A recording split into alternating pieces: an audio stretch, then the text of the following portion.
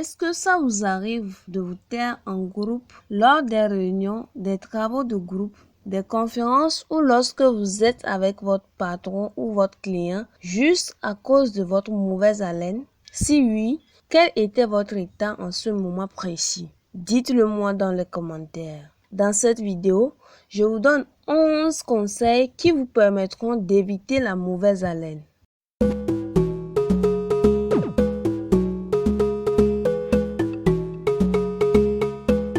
Salut et bienvenue sur votre canal de santé bien-être au bled. Moi c'est Diane et ici on parle du bien-être 100% naturel. Alors si c'est la toute première fois que tu me découvres, 2 choses à faire. La première, c'est de t'abonner à cette chaîne en cliquant sur le bouton s'abonner qui s'affiche en bas de cette vidéo. Et la deuxième chose, c'est d'activer la cloche de notification pour être notifié lorsque je mettrai une nouvelle vidéo en ligne. Suivez cette vidéo jusqu'à la fin parce que chaque partie de cette vidéo est très importante pour vous.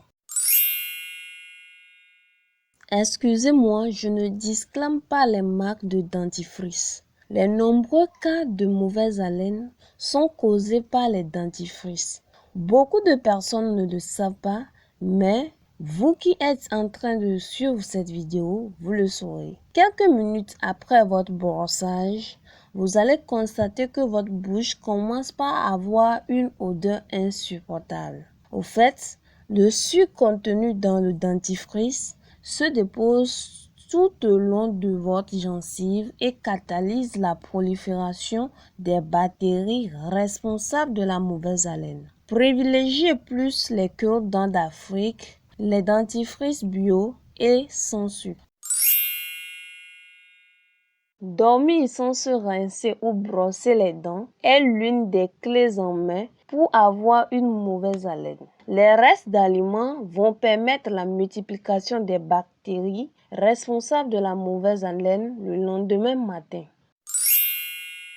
Brossez-vous toujours les dents après consommation des aliments soufrés tels que l'ail cru, l'oignon cru, l'œuf ou encore des aliments comme la viande, le sucre, les mets très gras ou très épicés, ainsi que les produits laitiers sucrés. Lorsque vous souffrez d'une infection des sinus, d'un rhume ou d'allergie, vos sinus produisent plus de mucus, attirant par la même occasion les bactéries responsables de la mauvaise haleine, puisque les bactéries malodorantes sont attirées par les protéines présentes dans le mucus et le phlegme. Brossez-vous les dents après chaque repas et utilisez toujours la soie dentaire. Pour corriger le problème de la mauvaise haleine, une bonne hygiène buccale reste la meilleure solution. C'est le moyen le plus efficace d'éliminer les bactéries dans la bouche et entre les dents. Pour préserver votre brosse à dents des bactéries, gardez-la à l'envers dans un gobelet plastique avec un couvercle rempli d'eau oxygénée. Rincez-la bien avant de vous en servir. Nettoyez-vous la langue régulièrement. Cela pourrait considérablement améliorer votre haleine. Bien qu'elle soit surnommée un rince-bouche naturel, la salive protège votre bouche contre les bactéries malodorantes. Lors de votre sommeil, ces bactéries malodorantes se prolifèrent puisque votre salivation diminue. Pour éviter cela, respirez par le nez afin de minimiser la déshydratation. Encore appelée parodontolyse, la maladie des gencives est une infection bactérienne affectant les tissus qui entourent les dents. Si vous avez des gencives qui saignent, pensez à consulter un médecin. Ça pourrait être une gingivite, une inflammation qui donne la mauvaise haleine à cause de l'accumulation de bactéries. Communément appelée la maladie de la bouche sèche ou la xérostomie, mastiquer la gomme sans sucre peut vous aider à saliver et donc à chasser les bactéries de votre bouche, vous laissant une haleine plus fraîche. Est-ce que vous savez que la fumée modifie votre salivation?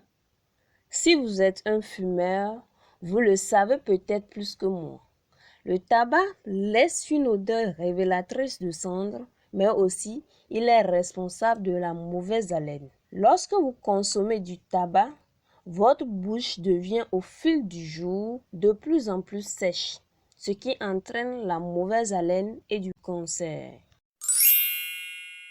Parfois, la mauvaise haleine persistante peut révéler des problèmes de santé graves. L'infection des voies respiratoires, les troubles gastro-intestinaux, la sinusite chronique, l'écoulement post-nasaux, la bronchite chronique, le diabète peuvent entraîner la mauvaise haleine. Si vous avez ces problèmes de santé, buvez beaucoup d'eau par jour, consommez les fruits, évitez les fruits trop acides et soignez votre alimentation. Eh bien les amis, c'est tout pour cette nouvelle vidéo dans laquelle je vous ai donné 11 conseils et habitudes à appliquer afin d'éviter la mauvaise haleine. Si vous n'êtes pas encore abonné à la chaîne, abonnez-vous pour ne pas rater ma prochaine vidéo qui porte sur les 7 remèdes naturels pour éliminer la mauvaise haleine. Cette vidéo pourra t'aider à en finir avec ta maladie. Alors, si ça t'intéresse, abonne-toi et active la cloche de notification pour ne pas rater cette vidéo. On se dit à très bientôt. Bye bye.